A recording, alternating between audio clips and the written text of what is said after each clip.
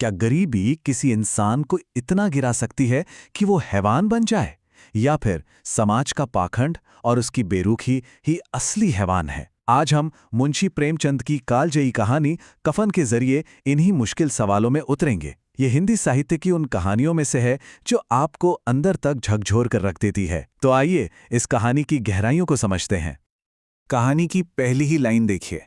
एक झोंपड़ा, बुझ चुकी आग और अंदर एक जवान औरत जो जिंदगी और मौत के बीच झूल रही है। प्रेमचंद हमें सीधे कहानी के उस ठंडे और नाउमीद माहौल में ले जाते हैं जहां से ये सारा किस्सा शुरू होता है।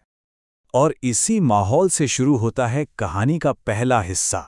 एक ऐसी रात जो सिर्फ मौसम से नहीं बल्कि किरदारों के दिलों से भी ठंडी है। हम यहां देखेंगे कि कैसे किसी की तकलीफ के सामने इंसान की बेपरवाही किसी भी हद तक जा सकती है। तो मिलते हैं कहानी के दो मुख्य किरदारों से, घीसू और माधव, बाप और बेटा। समाज के हिसाब से जिन्हें परिवार का सहारा होना चाहिए, हकीकत में वे उसके बिल्कुल उलट हैं। आलसी, कामचोर और अपनी ही बहू और पत्नी की चीखों को सुनकर भी पत्थर बने हुए।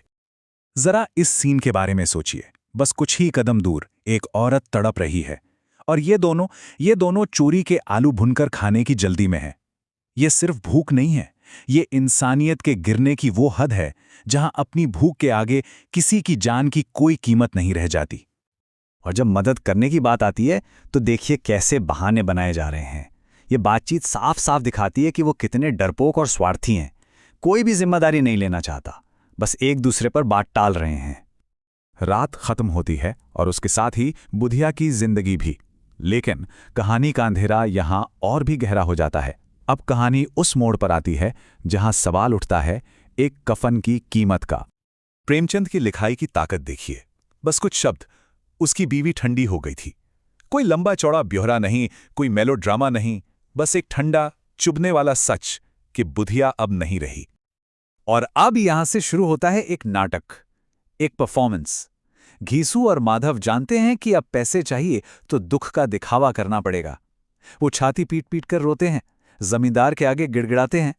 ये कोई सच्चा दुख नहीं है, ये तो पैसे जमा करने की एक सोची समझी स्कीम है।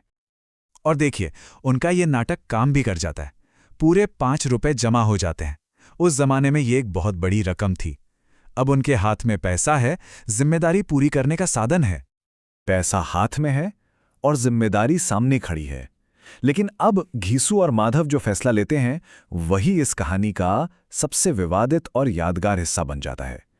अब लड़ाई है मुर्दों के रिवाज और जिंदों की भूख के बीच।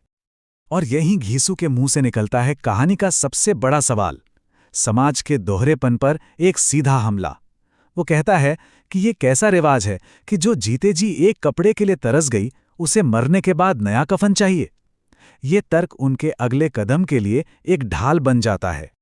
और बस इसी एक सोच के साथ, बिना एक दूसरे से कुछ कहे, एक खामोश सहमति से उनके कदम कफन वाले की दुकान की तरफ नहीं बल्कि सीधे शराब खाने की तरफ मुड़ जाते हैं।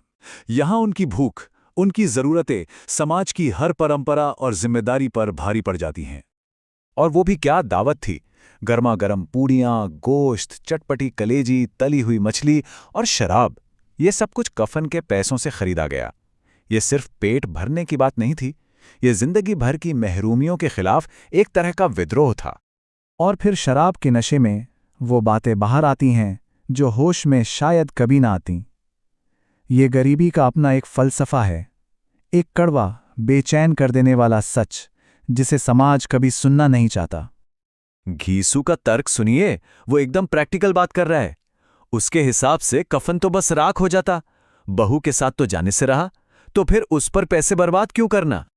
और माधव तो इस बात को एक कदम और आगे ले जाता है। वो कहता है, ये तो दुनिया का दस्तूर ही है। लोग ब्राह्मणों को हजारों रुपए दे देते हैं, किसे पता कि परलोक में कुछ मिलता भी है या नहीं। वो समाज के हर रीति रिवाज के पाखंड पर सवाल उठा देता है। और जब गांव वालों का सामना करने की बात आती है तो प्लान क्या है? एक सीधा सा बच्चों वाला झूठ कि पैसे कहीं गिर गए, बहुत ढूंढा पर मिले नहीं। ये दिखाता है कि उन्हें अब समाज से कोई डर नहीं लगता। लेकिन अब सुनिए कहानी का सबसे हैरान कर देने वाला डायलॉग। घीसू का आत्मविश्वास देखिए। उसे पता है कि ये समाज जो जिंदा इंसान की परवाह नहीं करता, वो मरे हुए की इज्जत रखने के लिए दोबारा पैसे देगा। उसे यकीन है कि बुधिया को दूसरा कफन मिल ही जाएगा। और इसी सोच के साथ हम पहुंचते हैं कहानी के आखिरी पड़ाव पर, जहां प्रेमचंद हमें सिर्फ कहानी सुनाकर नहीं छोड़ते, बल्कि हमारे सामने एक बहुत बड़ा, बहुत मुश्किल सवाल खड़ा कर देते हैं। कहानी में एक और अजीब मोड़ आता है। माधव, जिसने अपनी मरती हुई बीवी की परवाह नहीं की, वो बचा हुआ खाना एक भिखारी को दे देता है और जिंदगी में पहली बार उसे किसी को कुछ देने की खुशी महसूस होती है। कितनी बड़ी विडंबना है कि ये खुशी भी उसे कफन के पैसों से ही मिली। नशे में ही सही, पर में अपना फैसला सुनाते हैं।